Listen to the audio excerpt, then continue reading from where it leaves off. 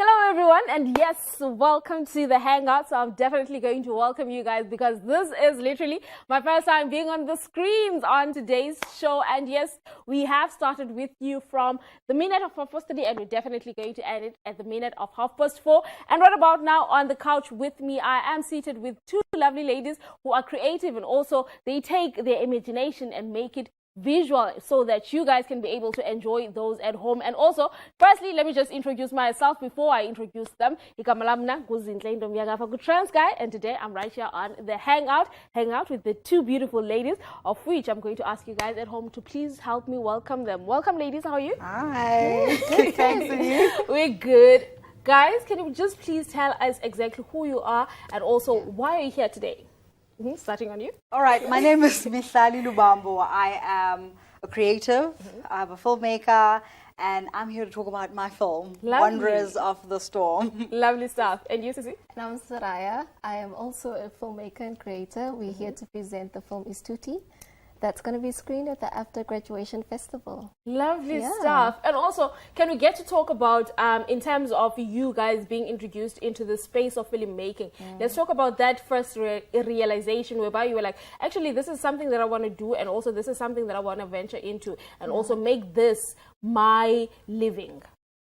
Yeah, I think for me, it was something that I've generally always been interested in. It was not like a big decision about, oh, I'm not sure. It was just a matter of actually making that decision and going into this particular field. Lovely. And to you, Sissy? Well, I grew up in this industry. You know, my mom's in theater. I grew up as a TV presenter as well. So I just knew film is for me, and I chose to study it. So that's why I'm here. Lovely. It's so nice to see two females into this industry. Let us get to talk about the challenges, and also how have you actually overcame those challenges, being as young as you are and also females?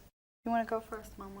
So how I, as a female, overcame challenges in the film industry? Yes. Well, you know, it wasn't necessarily who I am, like as a female. It was more my identity. So making a mark of like why I stand out as a creative. So I had to find my identity, and that was a journey on its own. And this year I'm very confident to say that I'm a proud writer, I'm a proud producer, I'm a proud filmmaker. So yeah, it was more my identity, finding it. Lovely stuff. And also getting to talk about the actual projects that you guys have. How much work did it take for you guys from coming from pre-production, because there's also that department, there's also that stage that people tend to overlook because of it's done behind doors, yes. Let's talk about that whole process for you guys. It's quite challenging because majority of the work is done in pre-production. By the time you get to production, you're just shooting and then it's post-production. And working on it on two films, because the two films we're taking out, it's Wonders of the Storm and Agakhalelwa. So it's 6 months dedication into each production. It's quite challenging, but it's fun. It's fun. Lovely. And also with the training, let's talk about how has the training given you growth, and also seen the challenges that you have gone into, and also having to overcome those, and also still be able today to stand here and say that this is the product that I have after all the cries and all the tears.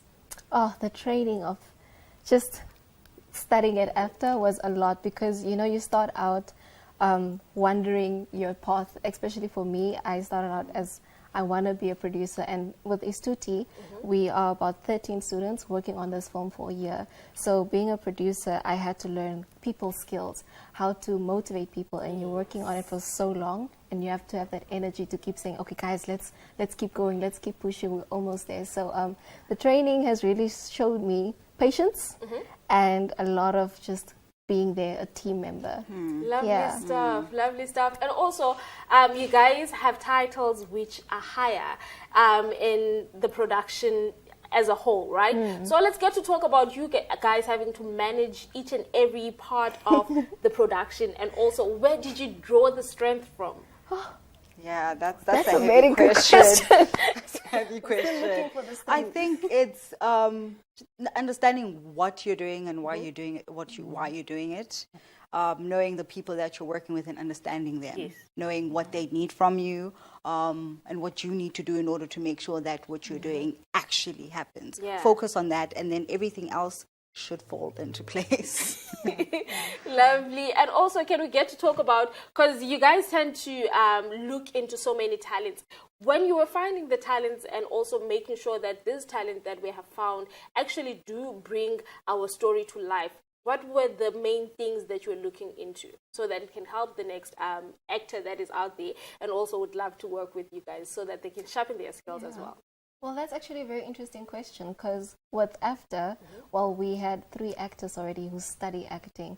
So we sat down with the entire team and just looked at the actors. We told them, okay, act funny now. We gave them a small script. We're like, okay, you don't look funny. And then we're like, okay, make a horror. And then they'd have to act scary and would match their faces to what sells. So we saw basically in Ustuti, the characters is a bit elements of the real actors themselves because we were like, we want to make it this natural as possible. So that was the acting process. Acting process, lovely stuff. And also, most people don't understand that when it comes to making a film, it's actually collaboration. So I want to hear from you guys, how much do you guys believe in collaborating and also like extending the avenues so that everyone who is a creative can be able to come on board and also show their creativity and also making sure that the project actually comes out as a nice piece? I think, Sarah, you would agree that collaboration is at the core. You can't do anything by yourself, especially with what we're doing. So reaching out to other communities within Gqeberha and, you know, musicians, add them in the film, people that do fine arts, use their fine art maybe as set designs within the film. It's at the core. Lovely stuff. And also, in terms of having to go through and also checking out, did you guys try and find, or let's say collaborate with other people from outside instead of me after? Did you guys try and go outside and actually like try and find creatives from outside instead of after? Well, yes, we did, especially for Ustuti. It's all in a taxi, you know, so we had to get passengers. We sent out auditions to a bunch of people who were so keen to come. They showed up on set for us, and it was the funnest thing, man. And today they're going to be joining us at the screening on the 23rd. So we're very happy collaborating with them. Lovely stuff. I still want to hear more about the projects that you guys are doing, and also I'm definitely going to keep you here. We're going to go to an ad break, and then when we're coming back from an ad break, what we're going to do is to still sit in with these ladies to hear about those projects that they have. But what we're going to do is to just go and take a quick ad break. We'll be definitely right back onto your screens. Don't you go nowhere.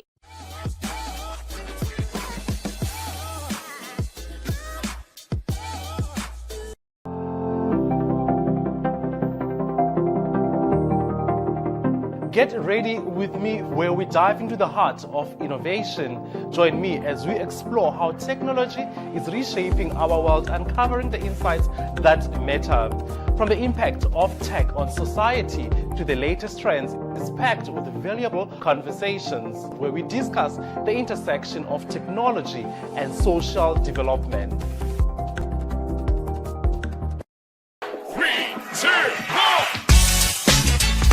Thursdays here on Mpuma Kappa TV are never going to be the same again.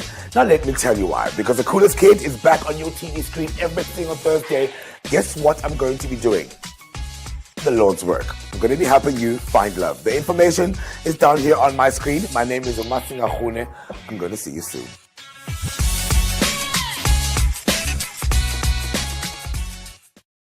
Good.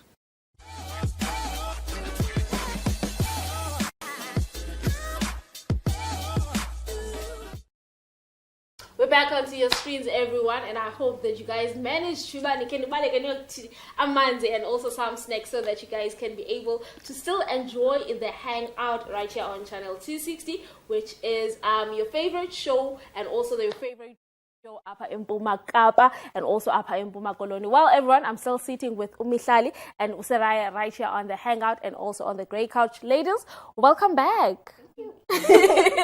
So nice to sit with you. So for me, I want to get into the actual productions themselves. Starting onto the productions that you guys are part of, can you just try and give us a little briefing as to what is the storyline behind it and also maybe some sort of synopsis, if it's possible? Can you? Yes, sure, I can start. Okay, well, Istuti is about two brothers who plunge into the world of crime, ultimately to save one another.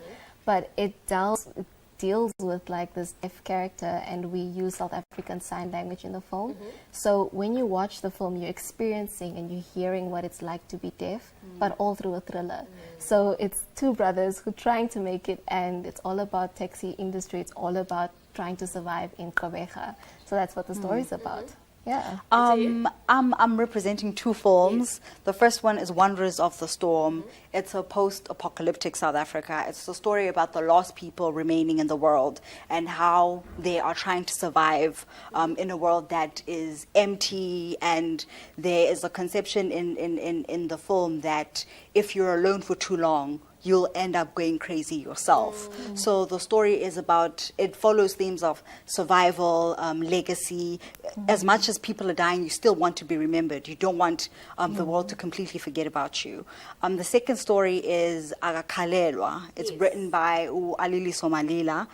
It's a story about karma and the consequences of one's actions. It's about a man that hurt a woman in his previous life. So he has now reincarnated, and he's paying for the sins that he had done in his previous life. Lovely stuff, ladies. And also, in terms of you guys having to actually research, because you can't just write a film. You guys have to go into detail and also research each and every part that you want to visualize or to take out to the people. Let's talk about that researching and making sure that you're getting the right information. Should I go? Yeah. Well, because our film deals with the deaf community and the taxi industry. So we have 3 writers, and one of the lead writers is Vicky Fury, and she's deaf. So understanding how to even write that and not come across disrespectful to the deaf community, because we're also using sign language in this film, and the actors, they're hearing. So we don't want to misrepresent any way the deaf community. So researching was a lot done in that area, and also understanding the taxi business, because we're dealing with corruption in that as well. So the writers specifically walked down to Central and Terminus, talked to a lot of taxi drivers, picked up what do taxi drivers sound like, how do they like to whistle, what music do they listen to, and then they'd bring that back, and the entire team would sit together and be like, okay, this is how we can design this world. So it was talking to a lot of communities, such as NID. We are collaborating with them on this entire process with the deaf community and taxi industry as well. Lovely. And Tia? Okay, our research wasn't as serious as yours. They